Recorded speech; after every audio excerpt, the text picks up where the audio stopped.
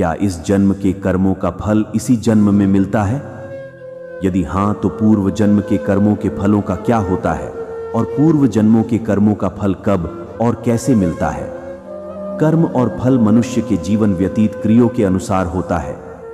हमारा पूर्व जन्म कब और कहां और कैसे था, शायद ही किसी को पता हो। एक बार एक गरीब लड़का कुछ कुछ बेच रहा था क्योंकि उसकी माली हालत ठीक नहीं थी। सामान बेचते बेचते जब वह थक गया तो उसको भूख लगी। उसने सोचा कि किसी के घर जाकर मदद मांग ली जाए। जैसे ही वह एक घर पर पहुंचा, उसने दरवाजा खटखटाया। बाहर एक लड़की निकल के आई। लड़का हड़बड़ा गया और उसकी बेचैनी बढ़ गई। उसने बोला, क्या मुझे पीने के लिए पानी मिल सकता है? लड़की अंदर गई और सोचने लगी कि गरीब लोगों को पानी तो सब पिलाते हैं, हो सकता है उसको भूख भी लगी हो। उसने देखा रोटी तो नहीं है, लेकिन उसकी नजर दूध पर गई। उसने एक गिलास दूध भरा और लड़के को दे दिया। लड़का दूध पीकर खुश हुआ। उसकी प्यास और भूख कुछ हद तक काम हो चुकी थी। लड़के ने कहा कि दूध के कितने पैसे हुए? लड़की बोली, इसकी कोई जरूरत नहीं है। मेरी माँ ने सिखाया है कि मुसीबत में लोगों की मदद करके उनसे पैसा नहीं लिया जाता। यह मेरा कर्म था और मैंने इसे किया और इससे मैं खुश हूं। वह लड़का वहां से निकल गया, लेकिन रास्ते में वह सोच रहा था कि अच्छे लोगों की कमी नहीं है। अगर ढूंढा जाए तो ऐसे चेहरे और लोग सभी दिशाओं में मौजूद हैं। इस तरह की अच्छी बातें, उसे सकारात्मक बातें उसके दिल और दिमाग में चल रही थी। संघर्ष करते करते यही लड़का पढ़ लिख कर एक डॉक्टर बन गया और लोगों की मदद करता रहा। लेकिन एक दिन वह लड़की अचानक बीमार हुई। उसको डॉक्टर के पास ले जाया गया तो उनको किसी बड़े अस्पताल में रेफर कर दिया गया।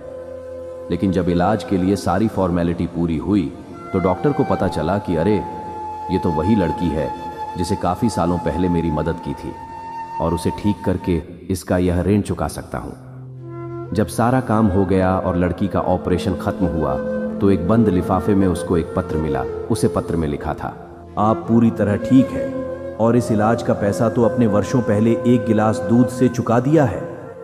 वह बोली, मेरे पास इलाज के पैसे भी नहीं थे, लेकिन आप भगवान बनाकर जीवन में आए। डॉक्टर ने कहा, जब हम दूसरों की बिना किसी स्वार्थ के मदद करते हैं तो एक दिन यह ब्याज सहित हमें वापस मिलता है। इसलिए आज के समय में हमें भी ज्यादा से ज्यादा लोगों की मदद करनी चाहिए, क्योंकि इससे हमें वह खुशी मिलती है जो दुनिया की किसी भी महंगी से महंगी चीज से नहीं खरीदी जा सकती। और एक न एक दिन हमारी की हुई लोगों की मदद अच्छा परिणाम लाती है। भगवद गीता में वर्णित एक कथा के अनुसार अर्जुन के मन में जब भी कोई दुविधा उत्पन्न होती थी, श्री कृष्ण के पास पहुंच जाया करते थे। एक दिन की बात है, अर्जुन श्री कृष्ण के पास आए और वह बोल, मुझे एक दुविधा ने घेर रखा है और उसका समाधान आप ही बता सकते हैं। तब श्री कृष्ण ने अर्जुन से कहा है, धनंजय, अपनी बात को विस्तार से बताओ, तब मैं तुम्हें उसका हल बताऊंगा। तब अर्जुन बोल, ही नारायण, कृपा कर आप मुझे यह बताइए कि अच्छे लोगों के साथ बुरा ही क्यों होता है, जबकि बुरे लोग हमेशा खुशहाल ही दिखते हैं। अर्जुन की मुख से ऐसी बात सुनकर श्री कृष्ण बोल, हे पार्थ, मनुष्य जैसा देखता है या महसूस करता है, वास्तव में वैसा कुछ नहीं होता, बल्कि अज्ञानतावश उसकी सच्चाई को समझ ही नहीं पाता है। क्योंकि अच्छे कर्म और बुरे कर्म इंसान पर ही निर्भर करता है। प्रकृति प्रत्येक को अपनी राह चुनने का मौका देती है, पर इसका फैसला करना कि वह किसके साथ चलना चाहता है, यह व्यक्ति विशेष की इच्छा पर निर्भर करता है। फिर कथा सुनाते हुए श्री कृष्ण जी बोले, बहुत समय पहले की बात है, एक नगर में दो पुरुष रहते थे, जिनमें से एक व्यापारी था जिसके लिए अपने जीवन में धर्म और नीति की बहुत महत्व थी। पूजा पाठ और भगवान की भक्ति में बहुत विश्वास करता था। चाहे कुछ भी हो जाए, वह मंदिर जाना नहीं भूलता था, न ही धर्मदान करने में कोई कमी करता था। चाहे कुछ भी हो जाए, वह भगवान की नित्य ही पूजा अर्चना किया करता था। वहीं दूसरी ओर दूसरी नगर का दूसरा पुरुष से बिल्कुल ही विपरीत था। वह मंदिर तो जाया करता था, पर पूजा करने नहीं। वह बाहर से ही चप्पल और धन चुराने के लिए उसने दान, धर्म, न्याय निधि, किसी से कुछ लेना देना नहीं था। वह मंदिर जाकर चोरी किया करता था। इसी तरह समय बीतता गया और एक दिन उसे नगर में चोर की बारिश हो रही थी, जिसकी वजह से उसे नगर में पंडित के अलावा कोई नहीं था। यह बात तो दूसरे पुरुष को पता चली। उसके मन में ख्याल आया कि अभी सही मौका है मंदिर के धन को चुराने का। अब वह बारिश में ही मंदिर में पहुंच गया। मंदिर में पहुंचते ही उसे व्यक्ति ने पंडित से नजर बचाते हुए सारे धन को चुरा लिया और बड़ी प्रसन्नता से वहां से निकल गया। इस समय धर्म कर्म पर विश्वास करने वाला व्यापारी की मंदिर पहुंचा और भगवान के दर्शन किए। मंदिर का पुजारी उसे भले व्यक्ति को ही चोर समझ बैठा और शोर मचाने लगा। शोर सुनते ही मंदिर में लोगों की भीड़ जमा हो गई और सभी लोग उस भले व्यापारी को ही चोर समझ बैठे, फिर उसे अपमानित करने लगी। यह सब देखकर वह भला व्यक्ति हैरान रह गया और उसे समझ नहीं आ रहा था कि उसके साथ यह क्या हो रहा है। फिर वह लोगों से बचता हुआ मंदिर से निकल गया, लेकिन दुर्भाग्य ने उसका साथ वहां भी नहीं दिया। मंदिर से बाहर निकलते ही वहां एक गाड़ी से टकरा गया और वह भला व्यक्ति घायल हो गया। फिर वह व्यापारी लंगड़ाते हुए घर को जाने लगा। तभी रास्ते में उसकी मुलाकात उस दुष्ट व्यक्ति से हुई जिसने उस मंदिर का धन चोरी किया था। वह दुष्ट व्यक्ति झूमता और नाचता हुआ जोर से बोल रहा था कि आज तो मेरी किस्मत ही चमक गई, एक साथ इतना सारा धन उसे मिल गया।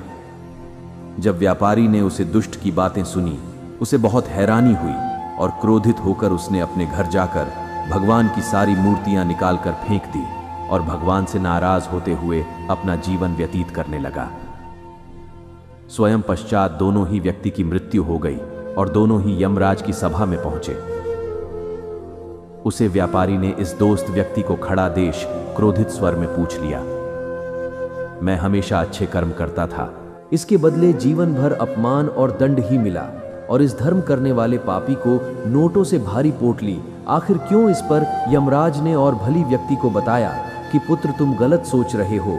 जिस दिन तुम्हें गाड़ी से टक्कर लगी थी, वास्तव में वह दिन तुम्हारे जीवन का आखिरी दिन था। तुम्हारे द्वारा किए गए अच्छे कर्मों के कारण ही तुम्हारी मृत्यु एक छोटी सी चोट में परिवर्तित हो गई। दुष्ट व्यक्ति के बारे में जानना चाहते हो तो पुत्र, उसके भाग्य में राजयोग्य था, जो कि इसके दुष्ट कर्मों और धर्म के कारण एक छोटे से धन की पोटली में परिवर्तित हो गया। श्री कृष्ण अर्जुन को कथा सुनाने के बाद कहते हैं, पार्थ, अब तुम्हें तुम्हारे प्रश्न का उत्तर मिल गया। ऐसा सोचना कि भगवान उसके अच्छे कर्मों को नजरअंदाज कर रहे हैं, यह बिल्कुल भी सत्य नहीं है। भगवान हमें क्या किस रूप में दे रहा है, यह मनुष्य की समझ में नहीं आता। लेकिन अगर आप अच्छे कर्म करते हैं तो भगवान की कृपा सदैव आप पर सदा बनी रहती है। आपको अच्छे कर्मों को करने से कभी भी पीछे नहीं हटना चाहिए। अच्छे कर्मों का फल भी इसी जन्म में ही मिलता है। हम अच्छे बुरे कर्म फलों को इसी जन्म में कैसे खत्म कर सकते हैं, जिससे वे अगले जन्म में ना जाएं? इस जन्म के कर्मों का खाता शून्य करने का तरीका है निष्काम कर्म। इसमें हम कर्म तो करते हैं, लेकिन उनका फल नहीं बनता, क्योंकि वे कम आसक्ति और अहंकार के बिना परमात्मा का ध्यान रखते हुए निस्वार्थ भाव से किए जाते हैं। असलियत में हमारे अंदर चित्त नाम का एक सॉफ्टवेयर है, जिसका काम है कर्म के हिसाब से फल देना। लेकिन इसकी खूबी है कि कम करने के बाद पता नहीं लगता किसका फल कब मिलेगा। कई बार फल तुरंत और कई बार कुछ समय बाद, और कई बार अनुमान भी नहीं लगा सकते कि जो कर्म आज किया है उसका फल कब मिलेगा। वैसे भी पता नहीं जो फल आज हम भोग रहे हैं वह न जाने पिछले किस जन्म का फल है।